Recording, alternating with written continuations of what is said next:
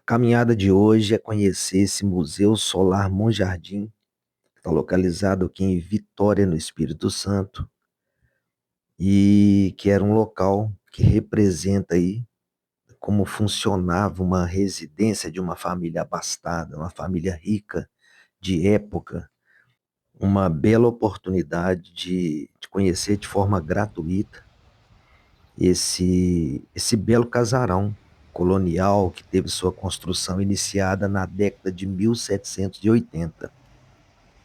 Esse museu está localizado aqui na rua Professor Carlos Matos, número 33, bairro de Santa Cecília, em Vitória. E este museu ele foi a antiga sede da Fazenda Jucutuquara, que acabou dando nome ao bairro e abrigou ao longo aí de quase 2 séculos importantes personalidades históricas regionais e nacionais. Logo após a entrada à direita, nós temos esse espaço aí onde existem 3 peças de canhões. Os canhões aí que são peças de artilharia que têm a finalidade aí à época de disparar projéteis com impactos altamente destrutivos e eram armas montadas sobre estruturas móveis ou fixas e cuja carga propelente ali usada com mais abrangência era a pólvora. Estes 3 canhões fazem parte do museu, mas não tem nenhuma ligação em defesa da residência, algo do tipo. E o canhão pequeno é transportável e outros 2 maiores, eles eram utilizados mais em embarcações ou em fortificações. E o canhão mais antigo, ele é da época do século XVII. Seguindo o caminho de pedra, logo após os canhões, há o anfiteatro, que é um local a céu aberto e é utilizado aí para a realização de eventos, apresentações musicais, poesias e atividades para o público externo. São agendadas aí pelo museu, onde recebem escolas, recebem congregações diversas de grupos de pessoas para poder utilizar esse espaço e fazer essas apresentações, esses eventos. Saindo aqui do anfiteatro, nós vamos retornar aí, passando pelos canhões do acervo deste Museu Solar Monjardim, e, como já foi dito, não foram utilizados para a defesa do local, mas eles fazem parte para testemunhar esses tempos antigos de conflitos. E essas 3 peças são relíquias.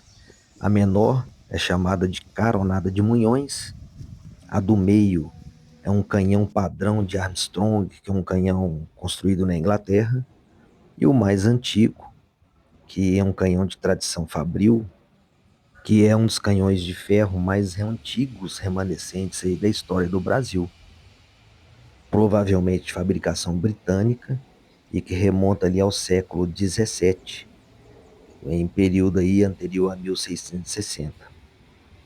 E após percorrer essa bela parte verde, vamos iniciar nossa caminhada para conhecer esse belo casarão histórico. Vamos iniciar o nosso percurso aqui com o apoio do guia Samuel, que já demonstrou aqui um grande conhecimento sobre todo o interior dessa casa rural, que se transformou nesse museu. E o interior desse casarão, ele vai revelar para a gente, vai revelar para os visitantes e quem esteja assistindo os aspectos da vida cotidiana no século XIX. E vai poder ser observado assim através dos objetos, dessas práticas sociais e das manifestações artísticas da época, à medida que a gente for percorrendo os cômodos desse casarão, que é o único museu federal em Vitória, vinculado aí ao Instituto Brasileiro de Museus. Esse casarão ele reproduz o que seria esse cotidiano de época, todo decorado com mobílias antigas. Vemos aí um sofá em madeira trabalhado em palhinha, objetos de decoração aí que foi oriundos de Portugal, da França, da Inglaterra, e temos também em cima desse sofá o retrato de Dom Pedro I.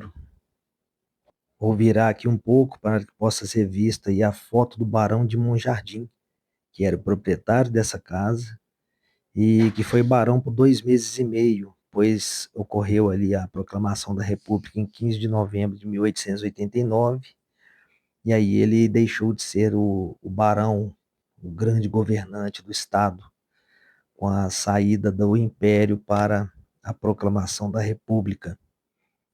Coronel Monjardim tinha o nome de Alfeu Adolfo Monjardim de Andrade e Almeida, e ele governou o estado em 1891 e era filho aí do coronel José Francisco de Andrade Almeida Monjardim e Ana Francisca de Paula. E ele que era nascido aí em Vitória em 1836 e faleceu aos 88 anos em 1924. Logo ao lado dessa sala de visitas, é possível ver aí 2 quartos de hóspedes. E esses 2 quartos estão aí próximos da sala de visitas, porque as pessoas que ali dormiram geralmente não eram tão íntimos da família. Costumavam ser pessoas viajantes, passando pelo local ou em visita ao Coronel Monjardim. Podemos ver também esse relógio francês. Essa caixa interna dourada é de ouro maciço e esse relógio foi importado da França. Dá para perceber que ele tem essa autenticidade francesa, que nós temos esse símbolo aí, que é o símbolo francês, que acabou de passar aí na imagem. Nesta sala de visitas já estiveram aí presentes o senador Nicolau Pereira de Campos Vergueiro e também o padre Diogo Antônio Feijó, que foi regente do Império no Brasil. Ele que nasceu em 1784 e faleceu em 1843. Nessa coluna que está aí no canto de parede, é possível verificar essa pintura original da casa. E dá para ter assim um exercício imaginativo de como essa casa era antes. E na sala tinha também as cuspideiras ou escarradeiras, que era muito comum no século XIX, onde as pessoas fumavam ou mascavam fumo, então também cheiravam rapé, e elas eram utilizadas ali para fazer o seu escarro.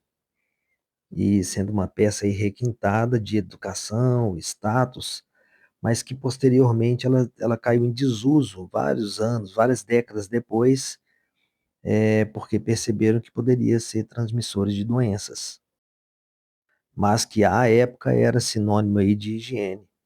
Vamos continuar apreciando esses móveis antigos de época e que não pertenceram aí à família, mas que servem de referência para a reprodução do cotidiano no casarão. Podemos ver esse porta-bengala e porta-chapéus. E também essa mobília que está contida aí nesse quarto de hóspedes, que é o segundo quarto, e que são também mobílias representativas como referência. Nós vamos em seguida observar ali o banheiro, que está ali entre a sala de visitas e os 2 quartos de hóspedes, que é um banheiro que tem objetos do século XIX. Pode ser vista aí essa banheira em mármore de Carrara, que um mármore importado da Itália. E vamos ver também outros objetos interessantes. Essa pequena mesa aí era uma mesa onde se lavava o rosto, e essa bacia azul e branca também importada da Inglaterra. E essa pequena cadeira, que era onde a pessoa sentava para fazer ali o uso do vaso, né? Uma espécie de vaso. Cadeira essa que tinha o nome de comua. E tinha essa espécie de repositório ali, que ao final algum escravo ia lá, recolhia os dejetos e jogava fora. Deu para ver nas portas que elas tinham um buraco embaixo, na parte de baixo de cada uma dessas portas. E esses buracos, eles eram para passagem de gatos, porque como esses locais tinham a possibilidade de ter muitos ratos andando pela casa, ou até mesmo outros tipos de insetos, o gato ali se tornou um predador natural desse local, e era por isso que nas portas tinha esse espaço para que os gatos pudessem percorrer todo o ambiente da casa, caçando ali e predando esse tipo de espécie invasora. E esses acessos livres aos gatos eram chamados de gatis. Estamos percorrendo agora a varanda, e nessa parte externa da casa, que é essa varanda, há essa pequena exposição de desenhos feitos a lápis de cor, onde a artista Luciana Menes, ela conseguiu reproduzir vários desenhos que ela teve ali vários pontos de vista da casa.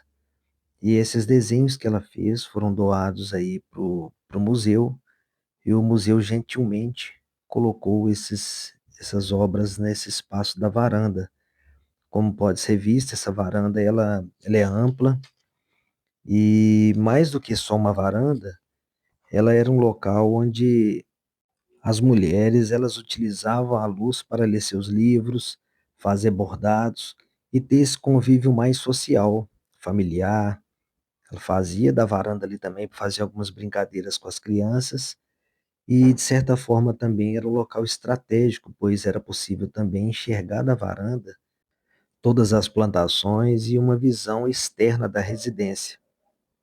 E em 1842, ao final da varanda, foi construída essa pequena capela que servia aí para celebrações religiosas, e onde também há algumas imagens sacras que elas não serão filmadas até para preservar e protegê-las. Há no acervo aí obras sacras de Nossa Senhora da Conceição, Santana Mestra, e nessa capela há a imagem de Nossa Senhora do Rosário, obras aí do século XVIII, século XIX, e que tem um valor histórico muito grande. Por essa razão, até a pedido do próprio museu, elas não vão ser filmadas. E há ainda esse confessionário pequeno e bancos de jacarandá, onde as pessoas sentavam ali, faziam as orações, e quem também conduziu essas orações em dado momento, e que inclusive ficou hospedado por 5 meses no interior da residência, que era o padre Diogo Antônio Feijó, que teve aí muitos problemas em sua trajetória política, chegando a regente em 1835 e enviado aí para a Vila Vitória, por onde ele permaneceu no interior dessa residência por 5 meses. Outro ambiente bem interessante contido no interior desse casarão é essa sala de jantar. Ela estava depois aí da sala de visitas, e é onde era o local onde eram feitas aí refeições familiares de convidados. Suas posses ali eram mostradas, essas cristaleiras com louças, talheres, pratarias, muitas delas importadas da Europa, e é inclusive uma pintura aí, essa que está sendo mostrada, que é a pintura de Ana Francisca, mãe do Coronel Monjardim, ela que foi esposa de José Francisco, e eles que eram pais desta personalidade aí do Espírito Santo. Este casarão, na sua origem, foi uma propriedade privada e que foi construída então pelo capitão-mor Francisco Pinto Homem de Azevedo, e que foi dada como dote em razão do casamento de sua única filha com o coronel Monjardim. O Espírito Santo ele sempre foi um estado tampão durante o Império, e ele serviu ele de barreira entre o estado de Minas Gerais e o mar, mesmo porque aqui em Minas Gerais produzia muito ouro. E o objetivo era controlar esse escoamento justamente dessa produção de ouro, e que por essa razão atrasou muito o desenvolvimento econômico do estado do Espírito Santo, e também que refletiu nos seus habitantes locais. Naquela época, a Vila de Vitória tinha, no início do século XIX, 4 mil habitantes, sendo desse quantitativo aí 1/3 de escravos, e ela não possuía porto, e importava muito pouco. E por essa razão ela era uma vila bem tranquila, isolada, restrita ali mais ao comércio local e à agricultura, ao contrário aí do que ocorria em Minas Gerais. E por essa razão, nós tínhamos ali o Espírito Santo como um estado tampão. Mas mesmo assim, a fazenda de Jucutuquara, ela foi muito importante na época do Brasil colônia. E ali nos fins de um ano de 1700, ela passou a pertencer aí ao capitão-mor Francisco Pinto, e esse solar foi construído por volta de 1780, sendo, portanto, ali concluído no início do século XIX, e que foi considerado também aí o período áureo da residência. Após passar pela sala de jantar, vamos chegar ali logo ao lado do quarto do casal, cuja entrada ali era restrita à família. Estranhos e amigos não tinham acesso a esse local por ser um local muito íntimo, um local restrito ao casal ali. E essa cama aí é uma cama original que pertenceu à família Monjardim, que foi doada pela família para que pudesse fazer parte aí do acervo do museu. É percebido aí que a cama era menor em comprimento, mas à época as estaturas das pessoas, né, eram bem menores do que da estatura da nossa geração. E um outro detalhe é que as pessoas não tinham o hábito de dormir na posição esticada, aquela posição que eles falam que é esticado como os mortos. E essa superstição, ela fazia com que as pessoas dormiam em outras posições, o que não precisava, portanto, ter uma cama tão extensa, mesmo que se a pessoa tivesse um comprimento maior. No canto do quarto havia um objeto, um móvel chamado de burra, que era uma caixa de madeira de dimensão pequena, onde eram guardados ali objetos preciosos e assim, ela poderia ser levada para qualquer lugar. Por essa razão, ela tinha uma estatura um pouco menor.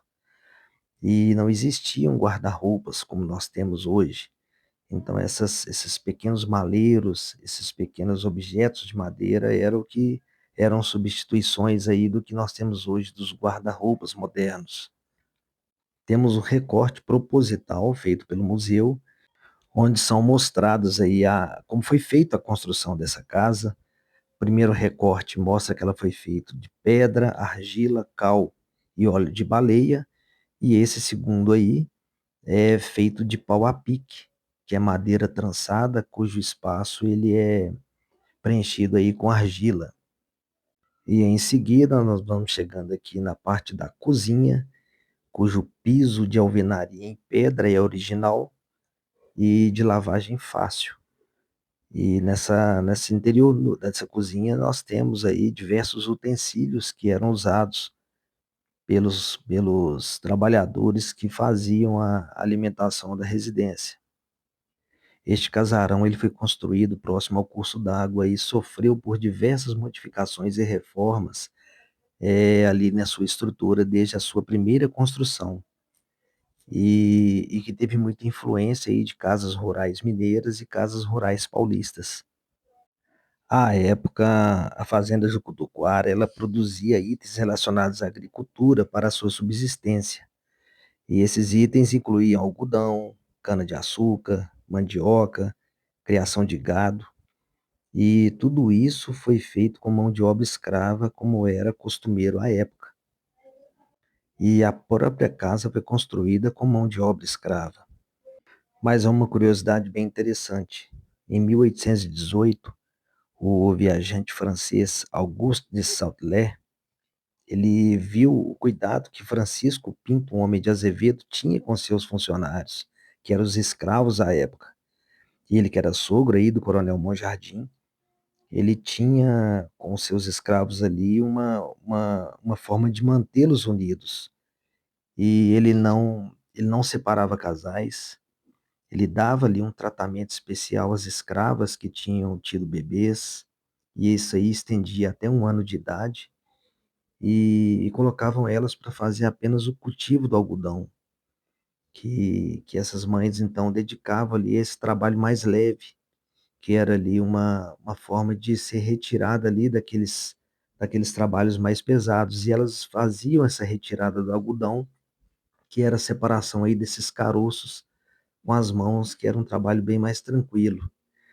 E uma outra observação também é que seria essa libertação dos escravos no ano de 1884 pelo Coronel Monjardim, 4 anos antes da abolição da escravatura no Brasil, que ocorreu aí no dia 13 de maio de 1888, que era chamada aí Lei Áurea, e que encerrou, né, de forma oficial aí mais de 400 anos de exploração de mão de obra escrava, mas que nessa fazenda, 4 anos antes, ela, ela já havia sido aplicada pelo Coronel Monjardim. Temos aí a talha, que é uma espécie de guardador de água, com símbolo aí da República Brasileira, bem como os demais objetos que existiam na cozinha para que pudesse aí fazer as refeições de toda a casa, toda a família. Este local, como museu, é fruto de uma fusão de duas antigas instituições de natureza bem diferentes, que era o Museu Capixaba, que tinha ali um acervo eclético, e o Museu de Arte Religiosa, que tinha objetos litúrgicos de arte sacra. Essas peças importantes que nós estamos vendo aí do Museu Capixaba vêm sendo expostas ao público com certa regularidade aí nos últimos anos. Mas a coleção de arte sacra, ela representa ainda um potencial bastante a ser explorado. E por essa razão, algumas peças são colocadas, são feitas rodízios entre essas peças sacras, e elas vão compondo ali uma parte que não pôde ser filmada, até para que possa ser preservada aí a sua imagem, e assim evitar que ocorra aí furtos e negociações de peças sacras, como ocorrem em diversos locais que têm essas peças sob o seu domínio. E o mais interessante é que boa parte dessas peças da exposição, elas não eram vistas aí pela população há mais de 50 anos. E essa visita, ela inicia lá na sala de visitas, percorre ali a pequena sala, mostra os quartos de hóspedes, passa pela varanda, mostra ali a sala de jantar, o quarto da família, o quarto do casal especificamente, mostra a cozinha e, ao final, essa área externa inteira, que é um belo jardim, que já foi uma grande fazenda e que hoje é esse espaço gratuito de acesso ao público, e uma casa muito bem preservada e que é aí tombada pelo patrimônio histórico. São aproximadamente 20 mil metros quadrados entre área de mata e jardim, e um grande refúgio verde na cidade de Vitória. E foi o que sobrou aí de uma fazenda que era muito grande e que resultou ao final no museu e nessa pequena chácara. Em 1940, o solar foi o primeiro edifício tombado como Patrimônio Nacional do Espírito Santo, e é um museu histórico estruturado para revelar aí esses principais aspectos da vida cotidiana dessa família abastada, como nós vimos. Famílias estas aí que viviam aí no Brasil colônia e no Brasil império. Esse acervo todo, ele foi oriundo aí dessa unificação desses dois museus, que era o Capixaba e esse de arte religiosa na década de 1960, e que com isso possibilitou contar com essas peças de mobiliário, as porcelanas, os cristais, esses utensílios domésticos e essa significativa aí coleção de arte sacra, essas peças diversas. Desde 21 de janeiro de 2009, ele passou a compor o quadro do Instituto Brasileiro de Museus, que é uma autarquia federal vinculada ao Ministério do Turismo. E é uma grande oportunidade para que a população capixaba, as escolas locais, elas possam aí continuar os projetos de levarem as crianças, adolescentes e até pessoas interessadas ou curiosas em conhecer como seria essa rotina de uma família aí no século passado. Séculos passados, né? Nós colocamos aí dois momentos, que era o Brasil colônia e o Brasil império. E muito importante também essa preservação desse espaço.